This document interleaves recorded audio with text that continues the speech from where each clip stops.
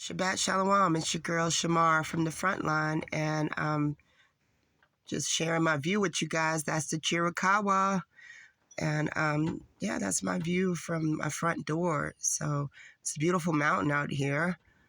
Just wanted to share that with you guys. I want to give out a few quick shout outs. Before I get into this quick study, really quick to show you guys the first witness of how our kings are chosen, right? Quick shout out first to Abiyah. I thank you, sis, for being on this journey with me and encouraging me. Shoshana, same to you. You know, you guys have always been in my corner. Thank you. A few people put their necks out there to say, hey, I'm learning and I'm watching and I appreciate you guys. That would be Nappy Go Farm. Thank you. Pen and camera. Much respect to you and your husband. Eyes wide open. My brothers in Norway, Chief of Eagles and Jamaica Rebel. You know, you guys have been in my corner and encouraging me and saying and standing on truth, you know, and that's commendable. So let's go real quick to the first witness, because this is the third time I've had to record this and it ain't going too well for me, guys. So I've had a rough week, but I want to show y'all the first witness really quick. So the next time we meet, we're going to talk about the second witness to how kings of Israel are chosen, right? So today we're in Samuel. And we're in Samuel, let's go back, sorry y'all. Samuel 8, okay? And right here is where Israel first decides to ask for a king. So let's go through it. And it came to be when Samuel was old that he made his sons rulers over Israel. And the name of his firstborn was Jael, and the name of his second Abiyah, rulers in Beersheba. But his sons did not walk in his ways, and turned aside after their own gain, and took bribes, twisted right ruling. And all the elders of Israel gathered together and came to Samuel at Ramah and said to him, look, you're old, and your sons do not walk in your way. Now appoint for us a sovereign to rule us like all the nations. But the word was evil in the eyes of Samuel when they said, give us a sovereign to rule us. So Samuel prayed to the Creator, and said, and the Creator said, actually, listen to the voice of the people and all that they say for you. For they have not rejected you, but they have rejected. Let's go on over here. Let's see who they rejected. They rejected me from reigning over them, according to all the works which they have done since the day I brought them up out of Israel, even to this day, forsaking me and serving other mighty ones. So they're doing to you too. Right?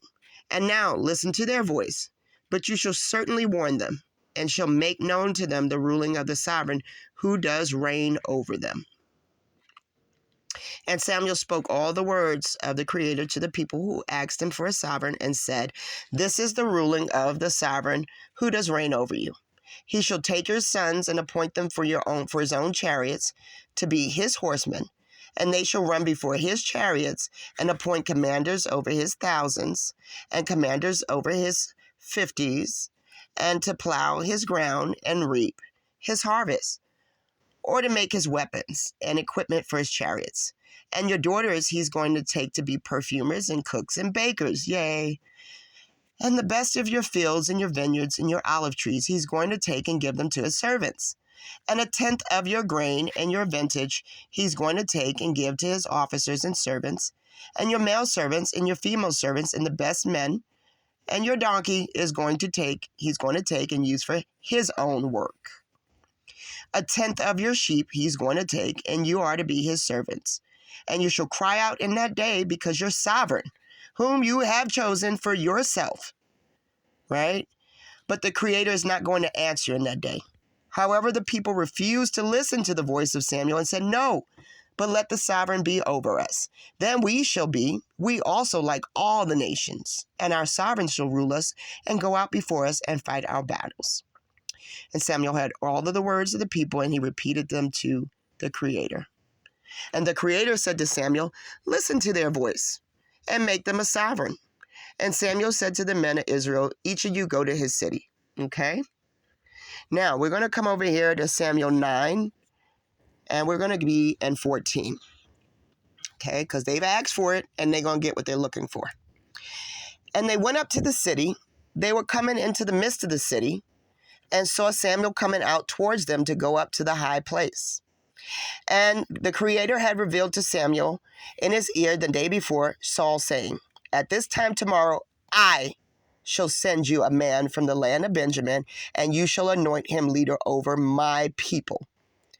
Okay, let's come to Samuel 10. And Samuel took a flask of oil and poured it onto his head, which is Saul, and kissed him and said, "It is not because of the Creator has appointed you leader over his inheritance." He gave him a kiss and he said, "Isn't it because you've been appointed?" So, sounds like to me, we know how our kings are chosen. Okay? They asked for it. You see what they're going to get right here. They're going to get just what they're looking for because they asked for it, right? Then you see over here, Saul is chosen. But you see it come from the Creator to Samuel. Okay? So who chooses? Creator. Come on over here. You know I got my pencil. Creator tells the priest, right? The priest anoints and declares. Okay? This is our first witness. Next week, we're going to have our second witness, right? To see how this process continues. And that's going to be with David. Okay? We asked for a king. I'm showing you guys how we get one. Okay? Sorry that my phone is going all over the place. I really apologize. And a shout out to my brother, because my brother says he thinks I'm pretty sharp, but he doesn't realize it's the voice, it's the epigenetic memory that has been allowed to wake up in me to be able to share these things with you guys. So we got our first king. First king is Saul. Okay? First king. Next week, tune in for David for our second witness. Much love to you guys. Thank y'all for watching and studying with me. Okay? We can do this. All right. See you guys next Shabbat. Shabbat Shalom.